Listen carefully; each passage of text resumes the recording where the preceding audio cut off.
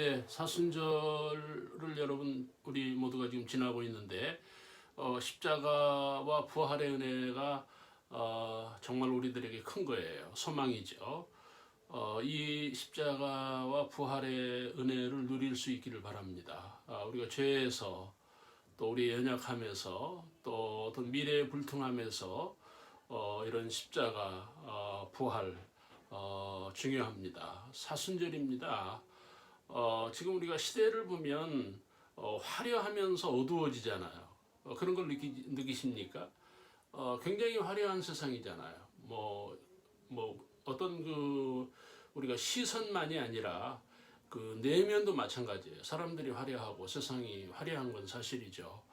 그러나 그 이면을 보면 그 무척이나 그 어두움의 그 어떤 짙은 그런 어떤 시름이 있는 이런 것들을 보게 됩니다. 세상을 보면은 정말 풍요롭지 않습니까?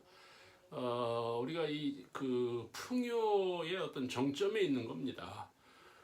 우리 조상들, 우리 부모 세대만 하더라도 그들의 일상이 가난이었잖아요.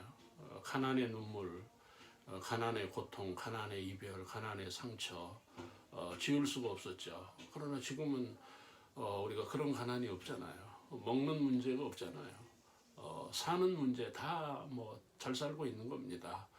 그런데 이렇게 풍요 가운데에서도 사람들은 빈곤한 우리의 정신세계나 우리의 세상과 미래는 불투명한 보장이 없는 이런 것들을 볼 수가 있습니다. 자, 형제자매 여러분, 우리가 여기서 이 기독교의 답은 뭐냐? 우리가 이 능력이 있어야 돼요. 그렇죠? 그러니까 여러분 그 세상을 보면 지식이 우리 대한민국이 첨단 지식을 가지고 있는 거 아닙니까? 그래서 세계화를 이룬 건데 지금 세계가 지식 세계가 된 거잖아요. 그런데 그 지식을 가지고 사람들이 지금 무너지는 거예요.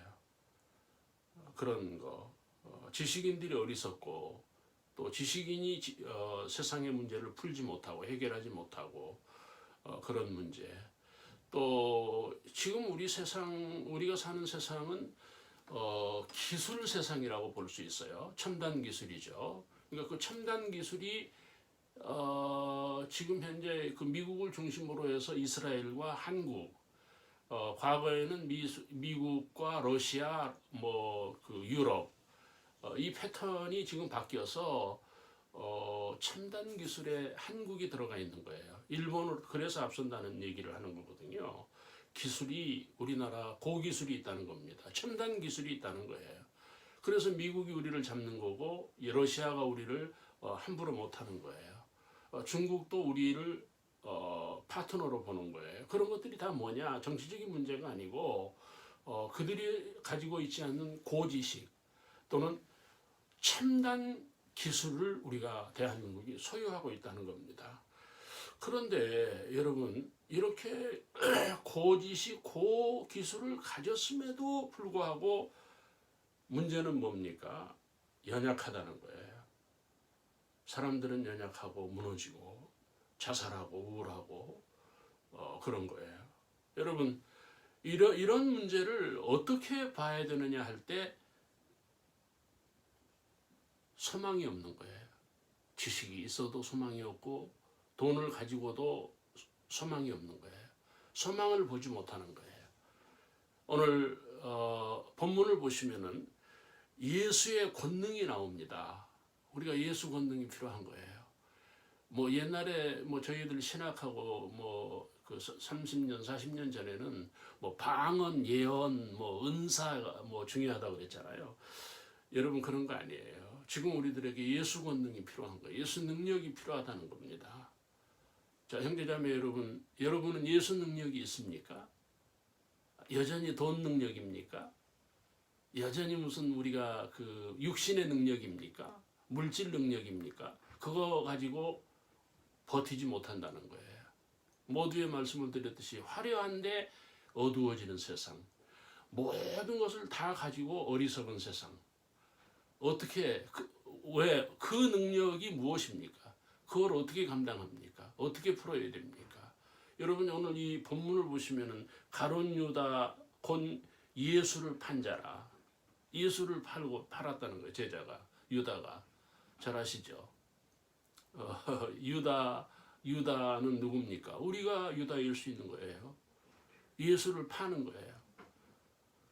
여러분, 가난 때문에 몸을 팔았다 그러죠?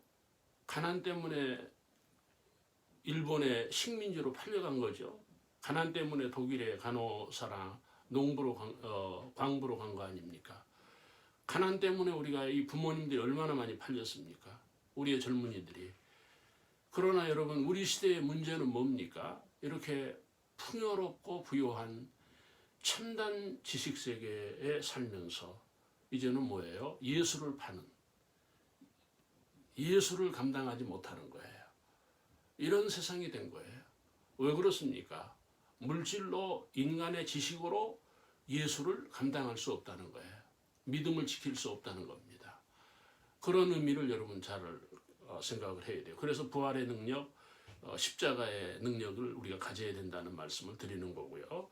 그 다음에 또 보시면은요, 천국이 가까이 왔느니라. 7절입니다. 천국이 가까이 왔다는 거예요. 근데 뭐예요? 현실만 보고 사는 거예요. 물질만 보고 사는 거예요. 세상만 보고 사는 거예요. 지금 모두가 종말이라고 그러잖아요. 모두가 지구의 위기라고 그러지 않습니까? 모든 사람들이 환경이 파괴됐다는 거 아닙니까? 지금 여러분, 우리가 그 터키의 지진이나 우크라이나 전쟁을 통해서도 보지만 정말 세상이 이렇게 가다가는 끝이라고 하는 뭔가 감을 우리가 받고 있는 거 아닙니까?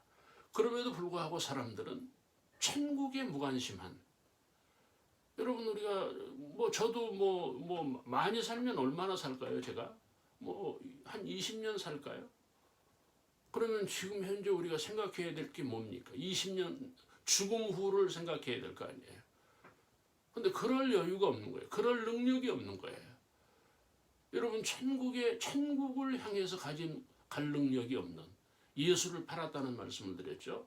두 번째는 천국을 소망하지 못하는, 천국을 향해서 갈 능력이 없는 그런 것들을 볼 수가 있어요. 여러분, 이 본문 마지막 부분을 보시면 16절에 진실로 너희에게 이르노니 심판날에 소돔과 고모라의 땅이 견디기 쉬우리라. 소돔 고모라 같은 세상이 된다는 거예요. 여러분, 소돔 고모라가 가난해서 소돔 고모라가 아니잖아요. 당대의 미국이에요. 당대의 강대국입니다. 당대의 부유한 나라입니다. 그런데 그 부요를 견디지 못한 거예요. 무너진 거예요. 그 말씀을 지금 하는 거예요. 심판날에 견디지 못한다는 거예요. 여러분, 누가 구원입니까? 예수 믿고 견디는 사람이 구원이에요. 자기 몸을 견뎌야 돼. 자기 생각을 견뎌야 돼. 자기의 유혹을, 자기 연약을 견뎌야 돼요. 그렇잖아요. 견뎌서 믿음이고 견뎌서 천국을 지키는 거고, 우리가 견뎌야 여러분 예수 믿음을 지킬 거 아닙니까? 견디지 못하니까 예수를 팔았어요. 견디지 못하니까 현실만 바라보고 뛰는 거예요. 천국을 바라보지 못하는 거예요. 세상을 견디지 못하는 이런 시대에 여러분 어떻게 해야 됩니까? 메시지는 뭡니까? 정말 이 시대에 인간에 대하는 무엇입니까? 1절이 말하는 예수 권능입니다. 예수 능력입니다. 예수 권능이 없이는 세상을 이길 수 없고 심지어는 내 자신을 이길 수 없어요. 시험에 든다는 거예요. 유혹을 받는다는 겁니다.